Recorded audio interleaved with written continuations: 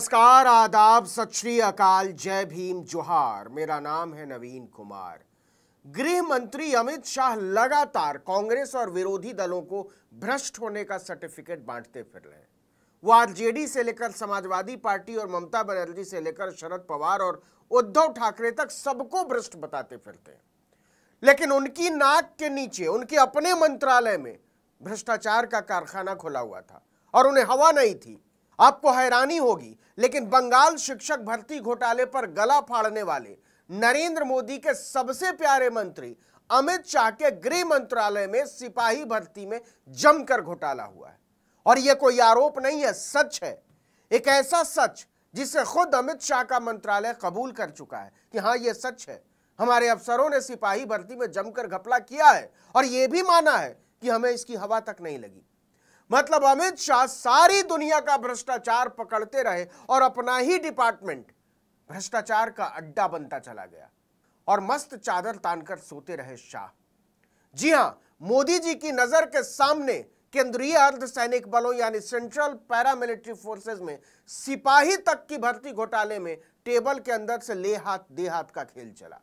बस मोदी जी ने चवन्नी नहीं ली, बाकी तो बेचने वालों ने महकमा बेच डाला। सानू की अगर मैं आज कहकर जाता हूं, आप तीसरी बार मोदी जी को प्रधानमंत्री बनाओ, मोदी जी तेलंगाना को ये भ्रष्टाचार से मुक्त कराने का काम नरेंद्र मोदी जी करेंगे। आपको पता होगा कि केंद्रीय अर्धसैनिक बलों के तहत कुल 7 बल आते हैं। सेंट्रल इंडस्ट्रियल सिक्योरिटी फोर्सेस यानी सीआईएसएफ देश के तमाम हवाई अड्डों और मेट्रो स्टेशनों की सुरक्षा का जिम्मा इसी के पास होता है। इसके बाद आता है सेंट्रल रिजर्व पुलिस फोर्स यानी सीआरपीएफ। छत्तीसगढ़, बिहार, महाराष्ट्र, आंध्र प्रदेश और दूसरे तमाम राज्यों के कॉन्फ्लिक्ट जोन में इनकी तैनाती होती है। इसके अलावा Assam rifles, border security force यानी BSF, Indo Tibetan border police यानी आईटीबीपी, सशस्त्र सीमा बल एसएसबी, और इतना ही नहीं, नेशनल सिक्योरिटी गार्ड यानी एनएसजी कमांडो की भर्ती भी इसी में आती है। मतलब सेना के बाद देश के अंदर और सीमा पर देश की सुरक्षा का जिम्मा इसी फोर्स के भरोसे होता है। और इसकी भर्ती में घोटाला हो जाए, अनफिट लोगों को भर दिया जाए, तो क्या इसे देश की सुरक्षा से खिलवाड़ नहीं माना जाएगा? खुद सोचिए। लेकिन यह हुआ है। आप ये जानकर हैरान रह जाएंगे कि सिपाही भर्ती की मेडिकल जांच में 60, एक दो नहीं पूरे 60 अनफिट उम्मीदवारों को फिट बता दिया गया, नौकरी दे दी गई, अपॉइंटमेंट लेटर दे दिया गया। लेकिन जब मेडिकल जांच बोर्ड की हेराफेरी से नौकरी लेकर उम्मीदवार ज्वाइन करने पहुंचे और उनकी औपचारिक फिटनेस जांच होने लगी, तो एक ऐसा खेल खुलता चला गया जिसने गृह मंत्रालय की पोल पट्टी खोल कर रख दी। दिखा दिया कि अमित शाह जितना दिल पार्टी चलाने में लगाते हैं, उसका 10% भी देश चलाने में लगाया होता तो घोटाले की फाइल पर चुनाव प्रचार के फर्रे न उड़ा रहे होते। दूसरों को भ्रष्ट बताने वाले अमित शाह का अपना विभाग ही भ्रष्टाचार का अड्डा बना हुआ है। आमतौर पर ज्वाइनिंग के समय एक औपचारिक मेडिकल जांच ही होती है, क्योंकि नौकरी देने के लिए जिस विस्तृत मेडिकल जांच परीक्षा की जरूरत होती है वो पहले ही हो चुकी होती है, उसी के बाद नौकरी मिलती है। केवल बहुत बड़ा शक होने पर ही किसी उम्मीदवार की ज्वाइनिंग के समय विस्तृत मेडिकल जांच की जाती है। लेकिन यहां दाल में काला नहीं था, पूरी दाल ही काली थी। एक के बाद एक जब भर्ती परीक्षा पास करके आए कई उम्मीदवार मेडिकल जांच में फेल होते चले गए, तो आला अफसरों का माथा ठनका। मामले की इंक्वायरी ऑर्डर की गई और आप यकीन नहीं करेंगे, सीएपीएफ के एडीजी मेडिकल ने इस भर्ती घोटाले को सही पाया। उन्होंने केंद्रीय गृह मंत्रालय को अपनी रिपोर्ट भेजी कि सिपाही भर्ती में घपला हुआ है हुजूर। इससे सीआरपीएफ सहित पैरामिलिट्री फोर्सेस के कई बलों के डॉक्टर रडार पर आ गए। अमित शाह के गृह मंत्रालय में भ्रष्टाचार की बहार देखकर सरकार के पैरों तले की जमीन खिसक गई। फजीहत बढ़ी तो गृह मंत्रालय ने कोर्ट ऑफ इंक्वायरी के आदेश जारी किए या कहिए करने पड़े। सूत्रों के मुताबिक यह मामला है सिपाही जीडी भर्ती 2018 से जुड़ा हुआ। उस भर्ती में 60 उम्मीदवार ऐसे थे जो मेडिकल आधार पर बिल्कुल अनफिट थे, लेकिन जांच में उन्हें फिट दिखा दिया गया।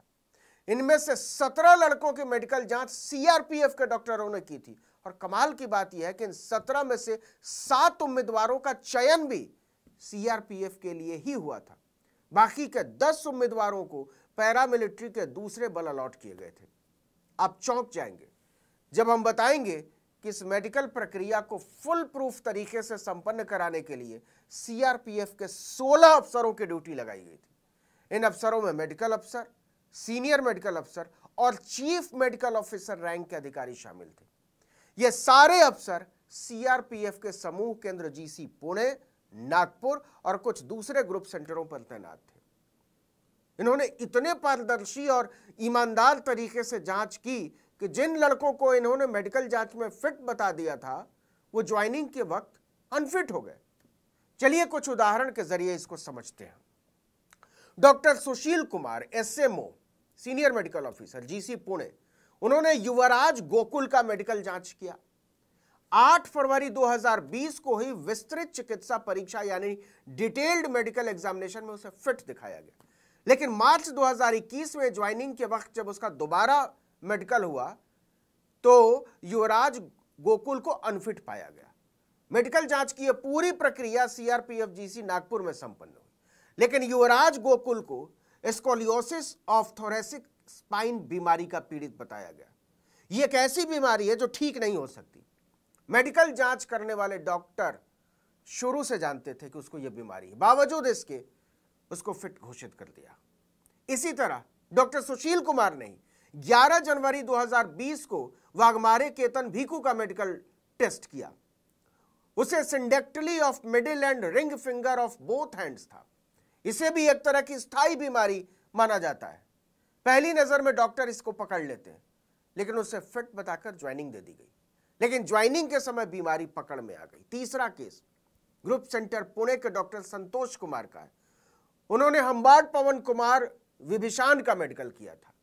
उम्मीदवार को मेडिकल प्रक्रिया में फिट दिखाया गया, लेकिन उसे syndactyly of toes of both foot की बीमारी थी। इसे भी स्थायी बीमारी माना जाता है और किसी भी सूरत में सैन्य बल में ऐसे लोग शामिल नहीं हो सकते।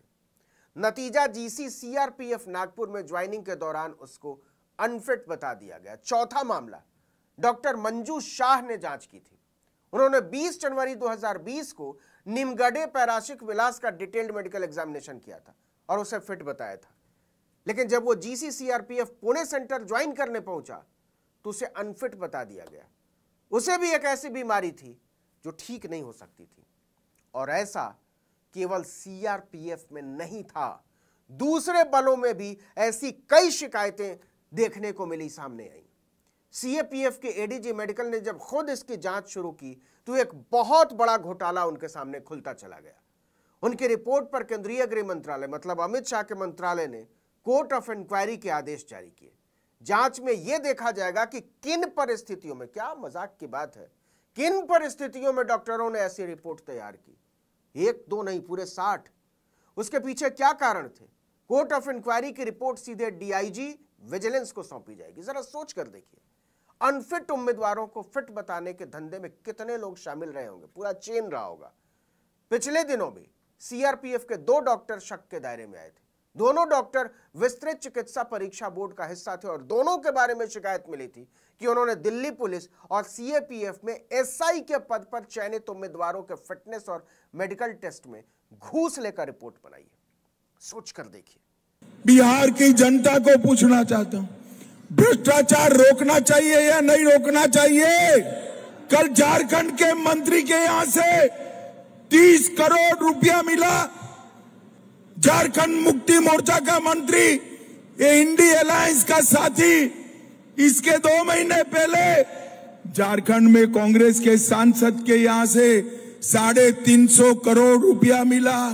इसके कुछ समय पहले ममता के मंत्री के यहां से 51 करोड़ रुपया मिला। सोच कर देखिए, क्या जलवा है अमित शाह का। बंगाल से लेकर झारखंड तक दूरबीन लेकर करप्शन खोजते रहे, लेकिन उनके अपने ही डिपार्टमेंट में करप्शन का समंदर बह रहा था और वो आंख बंद करके ईमानदारी पर प्रवचन देते रहे।